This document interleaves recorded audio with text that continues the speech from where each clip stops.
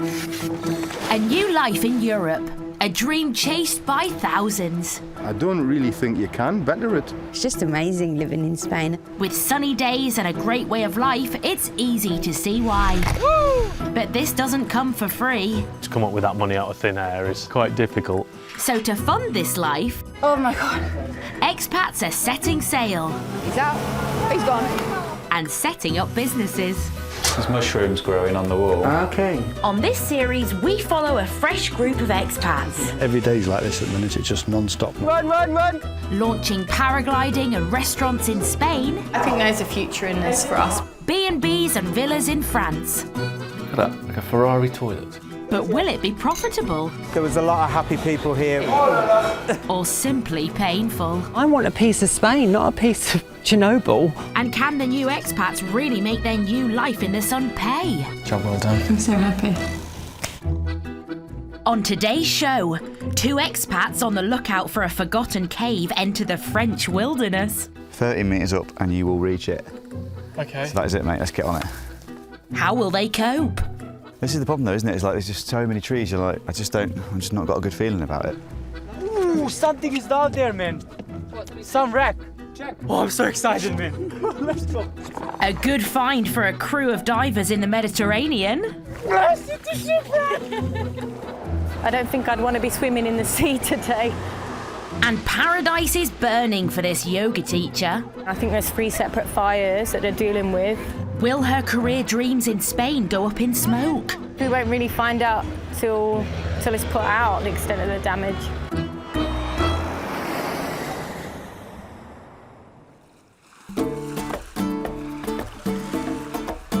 The Costa del Sol sits at the gateway between the Mediterranean Sea and the Atlantic Ocean, boasting a wide variety of sea life, not to mention the masses of historic shipwrecks from different eras.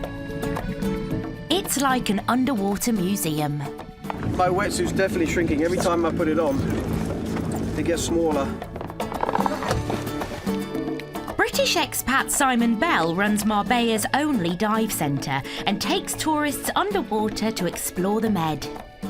I don't know if next year we're going to need a second boat or a bigger boat, because for sure this year we needed a bigger boat, as they said in George. A ship.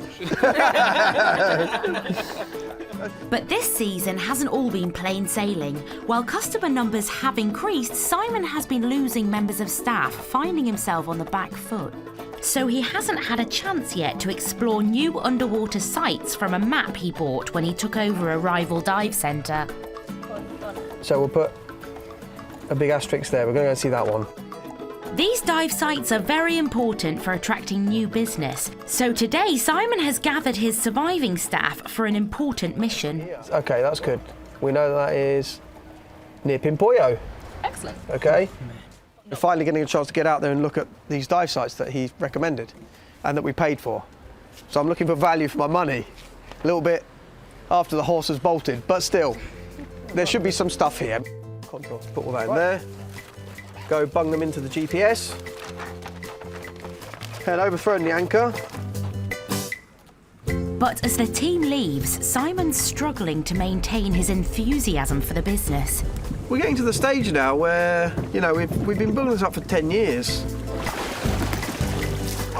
And I have to be honest, we're kind of getting to the stage now where we're wondering what's next and if we hand over the baton to someone who can come in with new, fresh ideas.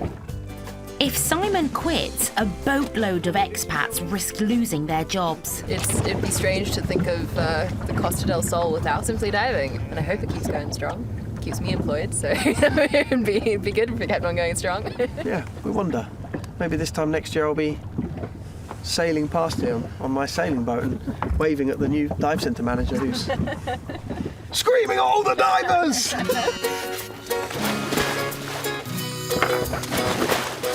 But for Simon to even think about giving up his job, it's important that his wife Natasha's new business venture thrives. She swapped her main job as dive centre accountant to become a civil wedding celebrant. I love what we've done together to make it what it is.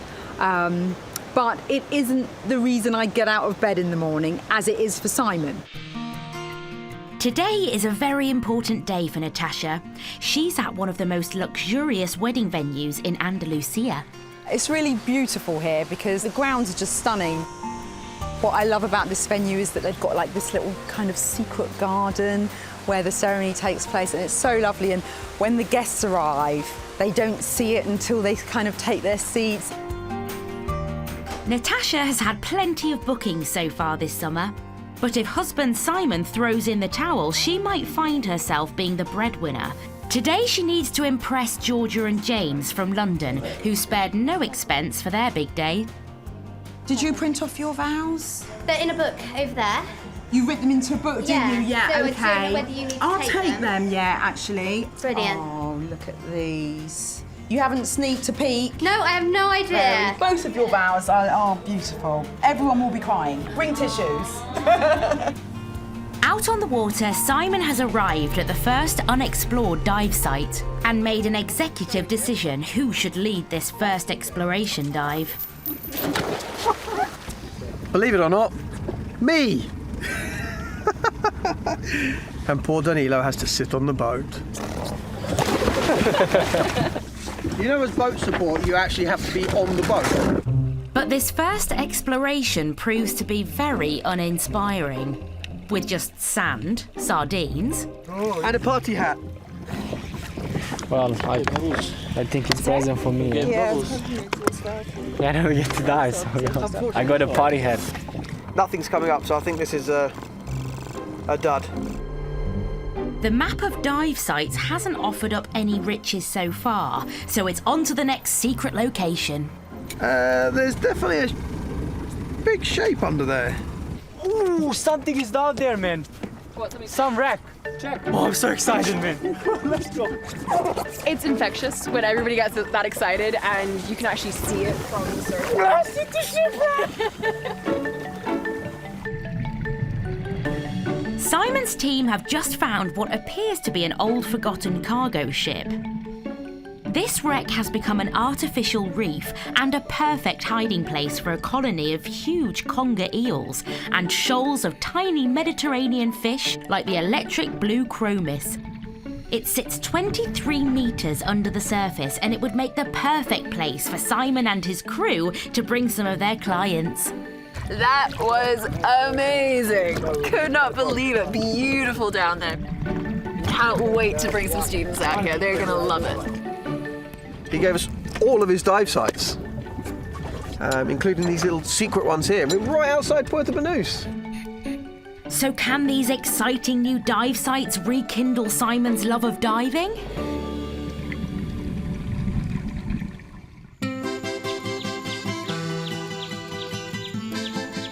The Tarn-et-Garonne in France, where Jim and Mel and sister Charlotte and her husband Marcus moved 3 months ago.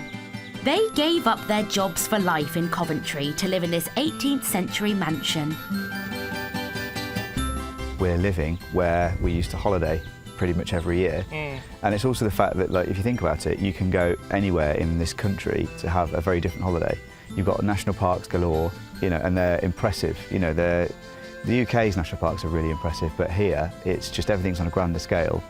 They've opened a new business offering cycling tours and accommodation and have had 18 customers so far this season. It's nice to be able to share the place with people. That's been nice. That's because been lovely, yeah. You fall in love with a place and you kind of like know it really well, and you only hope that when those people who've never seen it before turn up think the same, because obviously you could have got it horribly wrong. So Yeah. hopefully we haven't. After spending a total of €100,000 refurbishing the guests' accommodation, they need to be competitive with the other local company offering cycling tours. So Jim and Marcus are testing out routes, and as they mingle with the locals in the village bar, they've made an interesting discovery. This guy Alex has just introduced himself and said that if we want to know like a secret place, a secret cave that is not open to the public, but has like cave drawings in it and stuff, and is completely secret, then he's going to show us. Sounds like it could be wicked. With lots of tourists on the lookout for new and exciting things to do, an unexplored cave could be a godsend for Jim and Marcus and put them ahead of their rival operators. So armed with Alex's instructions, the boys decide to go on a mission to track down the cave. Comms,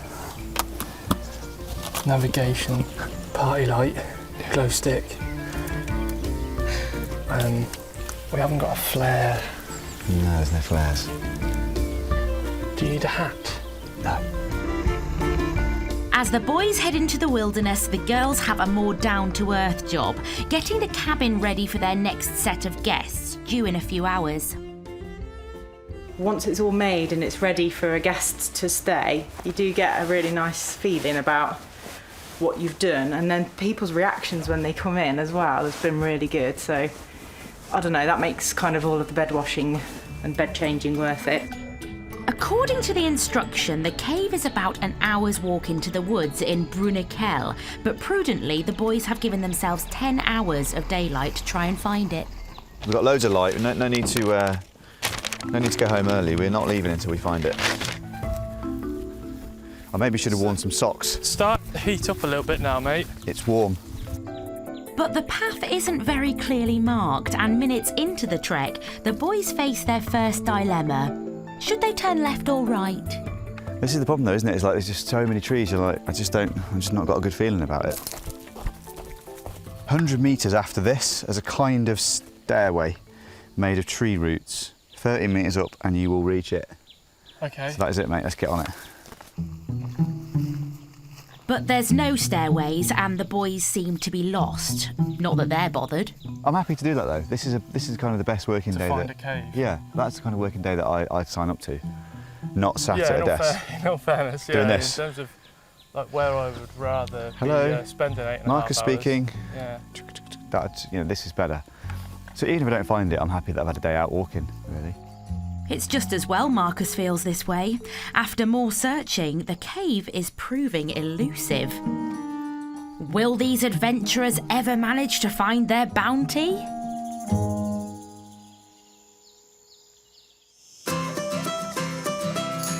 The town of Javier is known as the Sunrise of Spain. Situated at one of the mainland's most easterly points, this unique place sees the sun rising before any other Spanish town. Tessa Smith from London moved here with her boyfriend Russell, hoping to start a new career as an aerial fitness instructor, and they're not missing home much. England's amazing when it's sunny, but the problem is the percentage of it being sunny is nothing compared to it raining, and you can't, it's hard to go out and do stuff. It's been a tricky start to the summer season for the couple. Security consultant Russell's currently away for work, and Tessa's been building up her new fly yoga business on her own. 8 weeks into the summer season, Tessa decided to leave the gym she's been using for her lessons. There's just been some issues. Originally, I thought there was going to be a sofa and a coffee machine and various things, but it seems that the money's too tight. Perfect timing. But living and working in southern Spain means that sunshine is guaranteed almost all year round. So Tessa can use the local park for some of her fly yoga sessions. And what's best, this won't cost her a penny. Knees out and around. That's it. Beautiful. Is that comfortable? Yes. Good. I like to take my hands wide and do like a little, little circle, but practicing outdoors has been a refreshing experience for Tessa's customers. Doing it outdoors is much better than doing it in a studio now here with the pines, with the trees. I mean, it's very silent. With the nature, I think it's much better. But there is one big drawback to teaching in the park. The size of the equipment means Tessa can only teach 4 customers at a time, limiting her income. So she started to look around for a new venue and heard that in the Javier Mountains there's a new activity centre that's about to open. Things. Good. Club Casa is situated in a family-friendly suburb of Javier, where many British, German and Dutch expats own properties. It's just been bought by fellow Brit Sam. Because obviously we're going to have kids clubs, adults classes, Yeah. hopefully aerial yoga classes. Yeah. Teaching Spanish, teaching English. Because it's going to be like an Mums and activity tots. centre. Yeah, So it's just a place where anybody can just come and just relax and hang out. And the great news for Tessa is that Club Casa has a very spacious room that looks like it was made for fly yoga. This is brilliant because I'm doing it from a 2.9 ceiling at the moment. This is higher. And it's good for more advanced stuff as well. Yeah. Because I can do more drops. Because at the moment I'm struggling with the drops. Oh, yeah, I didn't think of that. Yeah. Do you know what, Sam? It's needed something like this up here because there's nothing here. And there's just loads of houses. There's 3 huge all these urbanisations, urbanisations, and then there's nothing here to do. Tessa needs to keep prices low to win over new customers. So can she afford the rent? How are you doing it with people now? Are people renting a space per hour? Yes, Am I what I've coming in decided and to do is I've just decided to do €10 an hour for that room. sounds good for me then. I'm up for doing stuff. Really excited to have Tessa on board. I just think what she's going to be able to bring to Club Casa is awesome because it's just hot, you know, it's like fresh and completely new.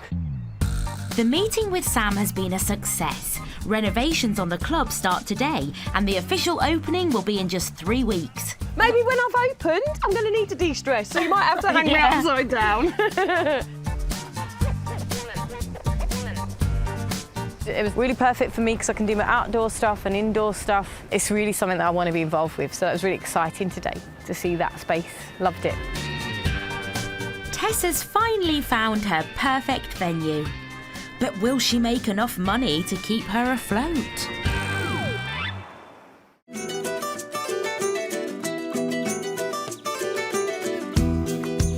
In the Tarn-et-Garonne, Marcus and Jim are still lost in the woods searching for a secret cave.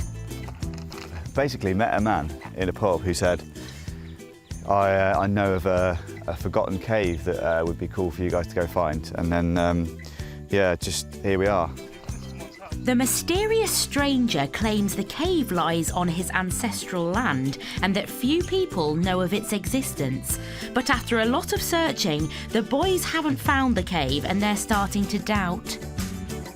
Yeah, this guy could be a complete weirdo. It could be a comedy genius, or if he's right, it could be amazing.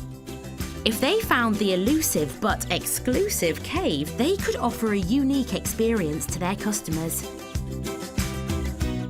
I think if we were happy that it was kind of safe and, you know, responsible, I think it would be quite a cool thing to send people to do. And the boys' persistence finally pays off. After what feels like hours of searching, it looks like Jim and Marcus have actually found a lost piece of history. Oh, mate. Is it? Oh my mate, God. It's a full cave. Mate. You've got to be kidding me. As the boys progress into the cave, it becomes apparent that it stretches for almost 300 metres and contains paintings dating back 15,000 years. And it's amazing to believe, were it not for a chance encounter in a bar, the boys wouldn't have known about it. You echolocating a bat? Yeah. Here he comes. He's having a little look. There he is. There he is. There he goes. I could just stay here all day, do this. With the added bonus of the local wildlife, this will be a great destination for their customers. I can hear voices. Can you hear people? I can hear people.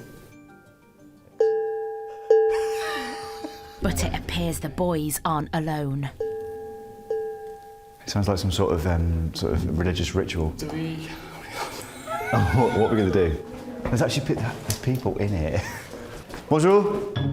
It seems that the cave's whereabouts may be more well known than the boys were led to believe.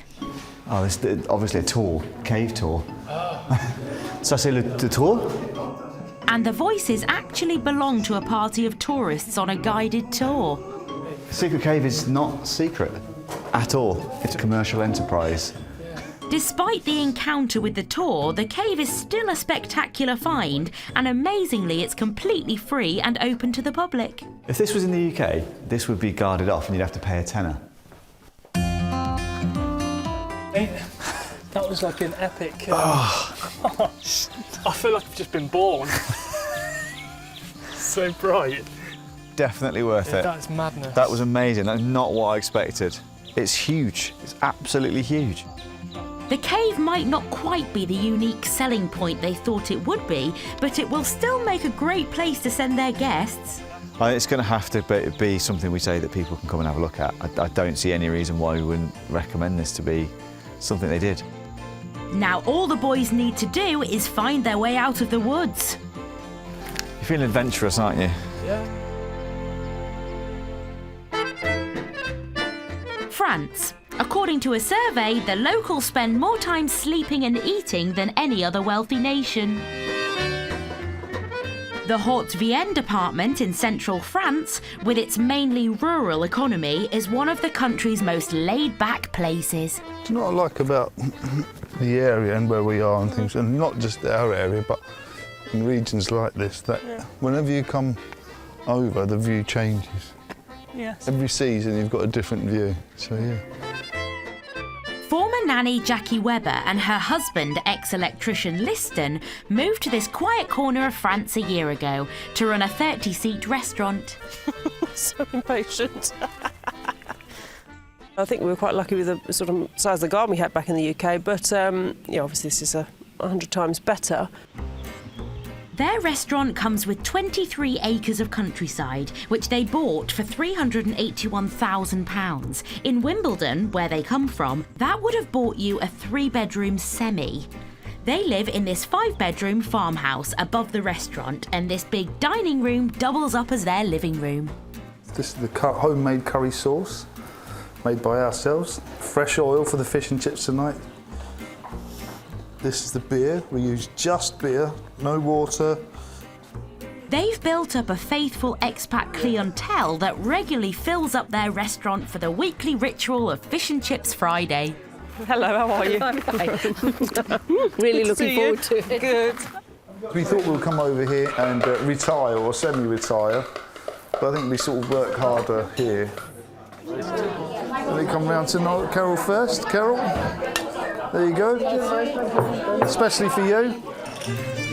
From changing fuses to preparing food, this former Sparky certainly enjoys his new career. The best chefs are men. Yeah, exactly. Although it's only fish and chips, but yeah, they are. There you go, Jackie. There we go, thank you. Oh, he's giving you peas. Oh, no. Oh, listen.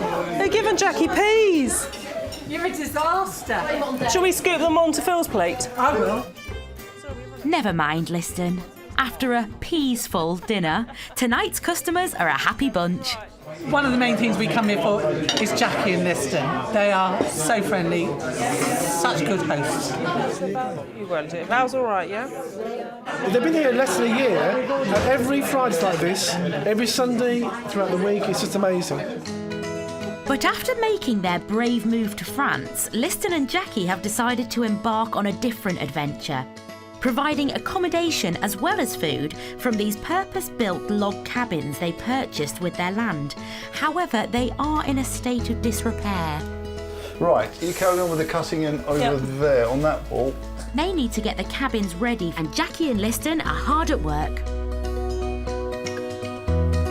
We have a group from Bristol who are coming to have, I suppose, what you call a convention, a cowboy convention. They're in 4 gîtes down there, and they're going to reenact the Civil War. As far as we know, that's what's meant to be happening. So yeah, it's quite exciting. We're quite looking forward to it. I'm not too sure at this moment what to expect, but we will soon find out. Right now, I'm living the dream. It's what I've always wanted to do. On a lovely sunny day, on my knees, in a smelly hot cabin, living the dream. The cabins need new cladding and kitchens fitting, so Liston has enrolled friend and fellow expat Dave to help out. The plan is to get this wall cladded out today, and then we've either got to build a kitchen unit and then go and buy some more kitchen units. Dave, is that tap dripping on the floor, mate? Yeah. Just, that's it. And so get this a new kitchen put in over here and finish it. I think that's the last on the unit, isn't it? Yeah, and then this unit will be completely finished. Come on, Ralphie, open it. Ralph! Give it to him, there's another one about somewhere. With work to complete on their woodland cabins and their first set of guests arriving in just 2 weeks, it's a busy time for Jackie and Liston. Will their new business be a success?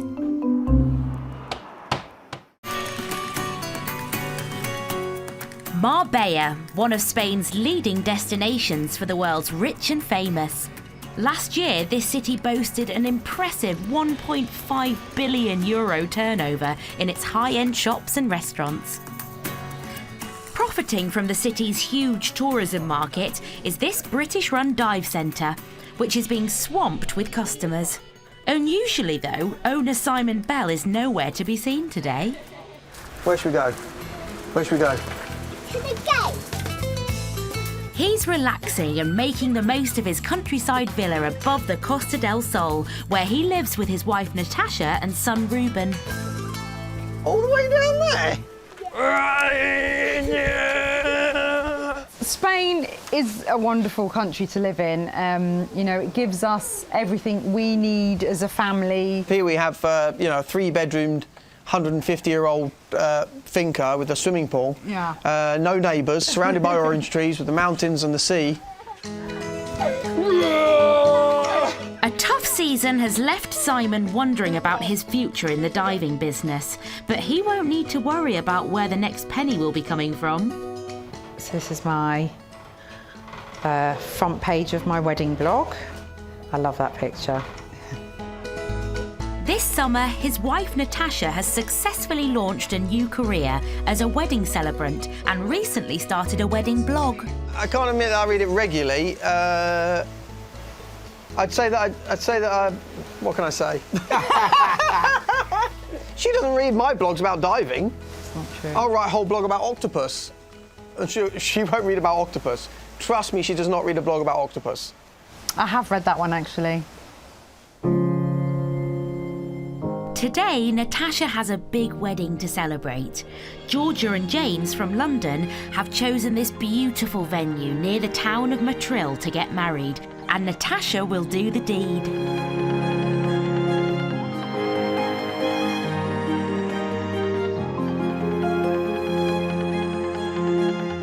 About 100 guests have come all the way from England, so Natasha will have to impress.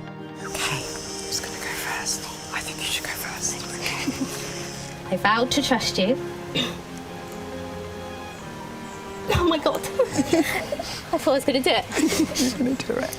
Let us be best friends and lovers, and let us have a lifetime of adventures together and grow old very disgracefully. James, you are my perfect, and I will love you relentlessly. Oh, beautiful. Round of applause, please. Oh my God. You can kiss, you can do what you like. It's no rules. You're working with couples on the most important day of their life, and the service that I sell, in that it's a very unique, a very bespoke service, you have to give quality to couples. Do you, Georgia, take James to be your husband, to be his constant friend, his partner in life, and his true love? I do. Do you, James, take Georgia to be your wife and to grow with her in mind and spirit? I do. With all of this in mind, it's an absolute pleasure and honour to now declare you, James and Georgia, as husband and wife. So please kiss your bride, James.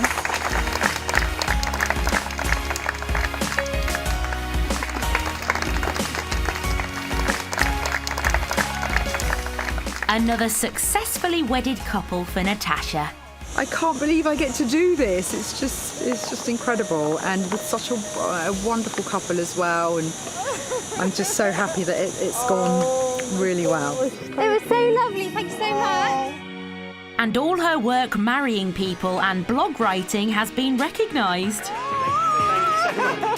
I went to the post box this morning and saw this envelope, and I opened it up, and my little invitation. That makes it feel really real now, like, oh my gosh, I'm going to the awards.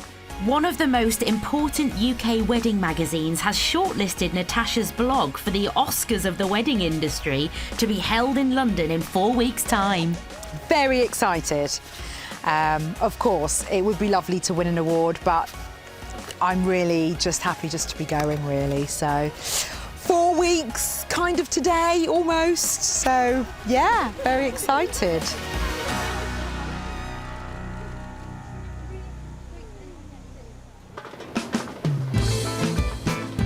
It's the peak of the summer season in the Costa Blanca. The town of Javier is buzzing as scores of tourists are heading for its Granadella beach, voted the best in Spain. Aerial fitness teacher Tessa Smith is using the beach to teach classes. And see if you can get your arms out the front. There he is. While she waits for her new venue, Club Casa, to open. Yay!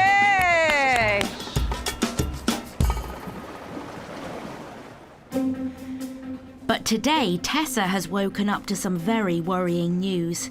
Overnight, a wildfire has been spreading in the Javier Mountains. So these are the planes coming to collect water. I don't think I'd want to be swimming in the sea today.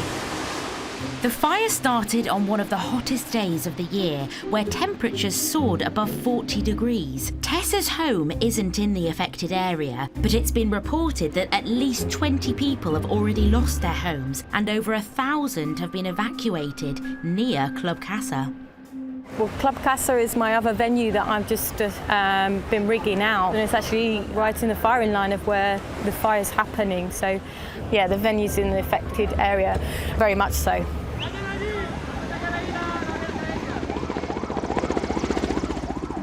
In the searing heat, the fire is spreading so rapidly the Spanish army have been called in to assist the civilian firefighters, along with a fleet of aircrafts dropping water on the huge blaze. And there's a big contingent of British expats who've joined the firefighting efforts to save this beautiful Spanish town. This fire was the worst I've seen by a long way. It was just unreal. It was just going off all over the place. We were fighting in one place and we could see it burn another. Just over 20 really badly damaged, and probably a lot more with minor damage, houses. Well, I've been trying to text Sam at Club Casa, but she just told me that she's been evacuated again at this very moment and her children are very scared. Try and phone Sam again later, but I don't really want to pester her about the business while her future, her whole life's in jeopardy. It's not fair. My future growth was going to be at Club Casa. It had much more outdoor space, which again makes it very vulnerable. It's got lots of dried pine trees at the moment.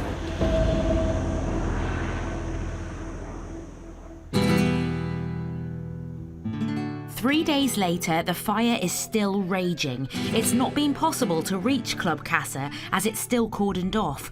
This park on the edge of town is as far as Tessa can go. So Russell and I love coming here for a walk, and we was here just a few days ago, walking around. It was all green. Just seems like a burning timbers now. It's really smelling. I can hear all the helicopters still. There's still uncertainty over the future of Club Casa, so Tessa now needs to come up with a plan to keep her business going.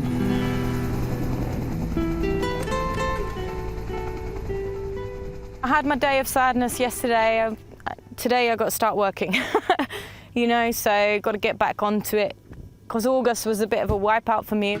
You can't wallow about too much. You just got, dust yourself off and get on with it. As Tessa looks to rescue her season, will her plans for a new life in the sun go up in smoke?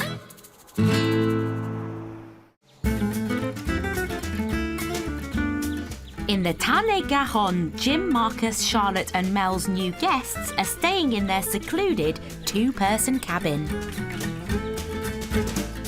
First thing I said when I got here was, it's a lot bigger than I thought, actually. Not just the cabin, but the whole area is huge and there's so much space. I really was happy and surprised by that. Rob and Catherine are coming to the end of a week-long stay. That's included trying out some of the cycling routes recommended by Jim and Mel. It's been great that they found routes that we could both kind of do together. So you enjoyed the gorge and everything, didn't you? Yeah, the gorge was unbelievable. I nearly had tears in my eyes when I was cycling through the bottom of the gorge and I was looking around. The sheer beauty of it was fantastic, and it's probably not a route we'd have found without Mel and Jim sort of helping us with that. Got wine, we've got pizza. Who's got the beer? You've got the beers. It's now late September, and with the last guests gone, it's the first time the two couples have been alone in their new home since finishing the renovation work. They're finally getting the chance to have the gîte's veranda all to themselves and to toast the end of the season. I think we have always been quite realistic about what we were going to achieve this year, and personally I think we've exceeded it. We've now got our kind of cabin up on a third-party website and it's been booked out for Christmas already, and like that has just been a major bonus for us, that actually what we've done here in this seemingly short time is actually now starting to pay us back already. The foursome had enough contingency money to see them through the first year, even in the event that they didn't have any guests. But at the end of the season, they've had 24. We had our own buffer built into this this year, so any people that have kind of come to eventually who have rented the place has just been an added bonus. Really the focus is now on getting us cycling bookings now, which I think is where our real money is. Yeah, that's it's the hardest work, but I think it's the best reward. Two couples running a business together was always going to be risky, but their success so far proves that 4 really is the magic number. Oh, you touched it. The boys had a way with each other that I think enabled them to get their point across without annoying one another. I think if I'm right in saying it's the calling each other mate. You precede any insult or criticism with mate and then end it with mate. And it's fine. It's kind of like it just doesn't happen, and it's much more kind of constructive. So, like, mate, you look a complete idiot in that hat, mate. Cheers, mate.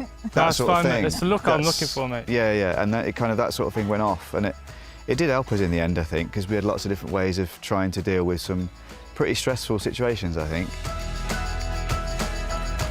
It is incredibly difficult and stressful.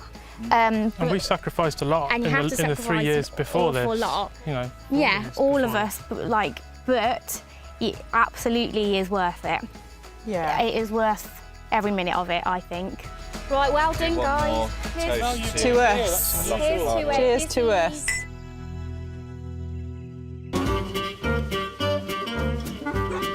The Haute Vienne in central France, where husband and wife Liston and Jackie Webber moved to 13 months ago to open a restaurant in the village of Marval. Seems everyone's happy. It's going smoothly, so it's all good. Jackie and Liston's restaurant has been going great guns. What happened to all the samosas? I've sold them. Oh. But the couple want to build on their business success, and they've been renovating their woodland gîtes. It's mid-May and they've nearly completed work on these two. The cabins sleep up to 6 people and offer the peaceful surroundings of the forest and nearby lake. Liston and Jackie will resume work on them after they've welcomed the first guests of the season. Easy, Tiger. A group of cowboy enthusiasts from Bristol. 30 years practice, that is. That's 30 years practice. The Chuck Wagon Pioneers are a group of history reenactment enthusiasts. They've booked Liston and Jackie's front garden for 5 days to pitch their tents and reenact the American Civil War. So this is your home for the next... This is my home for the next couple of days. On your own, or...? When he's up and running, he's 8 foot wide by 20 foot long. I'm hoping that the weather holds out for the lads and lasses. Liston and Jackie will make €600 in the next 5 days. This is big business for them, so Liston is keen to support the war effort by helping out building tents. The tent takes us half an hour, but this pole took us over an hour just to figure out where it goes and what it does. Finally there, but they are cowboys, after all, so their building skills aren't the greatest. But with construction of the war camp still to finish and many cowboys eager to start the hostilities, an unexpected group of customers has just turned up at the restaurant. Bloody hell, there's a few of them, Ray. How are you, all right? Good. I'm Liston, proprietor of this place, yeah. A party of Dutch bikers have turned up in the hope of refreshments. What, are you just cycling through in that, or after a drink or something, or? The restaurant's closed. Well, might well pay. I know, but the restaurant's closed at the moment. So, But the bikers just won't take no for an answer. Pardon? Simple. Liston might have another war on his hands if he doesn't serve them. A burger or something like that, burger and chips or something. Half-pound cheeseburgers. Okay? Yeah. No problem. Yeah. With chips? Yeah, no please. problem. 1, 2, 3, 4, 5, 6, 7, 8, 9, 10. 10 burger and chips. Right. With Jackie out running errands, it's lucky friend Steve is around to help out. Although the stress of cooking up 10 lunches with civil war about to break out in the garden is getting to Liston. That's what happens, I'm afraid. Always getting caught on the hop. So. Pardon me? Yeah, they are. You don't have to cut them, Steve. They are split. I'm just saying you need to split them from what they already are. But at €12 a burger, it's business he can't turn down. Right, one on the burger, yeah? One underneath and one on top, because they are big burgers, so they'll need lots of cheese.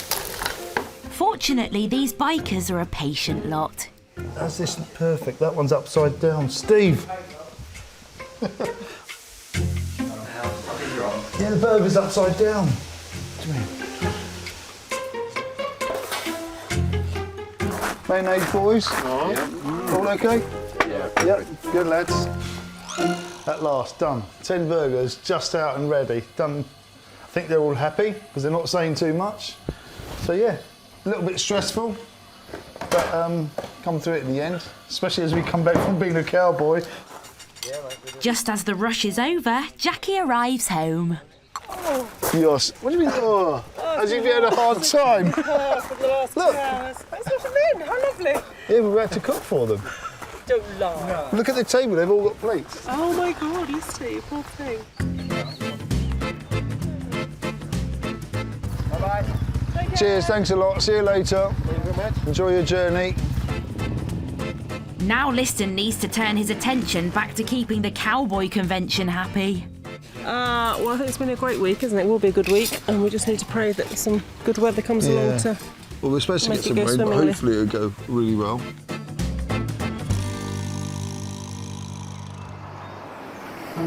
Next time. At Jackie and Liston's. We moved that over, picked that up, and as we picked it up, the whole thing just whoop, straight to the floor. It's one disaster after another. Guys, I know this sounds ridiculous being that we run a bar, but we don't actually have any sandwich fillings at all. In Javier, frustrations rise for Tessa. I just really wanted to be open, you know, we'll see. next Sunday. As the brakes are slammed on her business project. September's supposed to be our busiest month. I could lose a lot of clients. And an end-of-season immersion for Simon. This is Tarifa. What we're going to do for the first time is we're going to go out towards Morocco, okay? But could it be his last ever? He's invested in Simply Diving for so long. It would be really nice to see him investing back in himself now.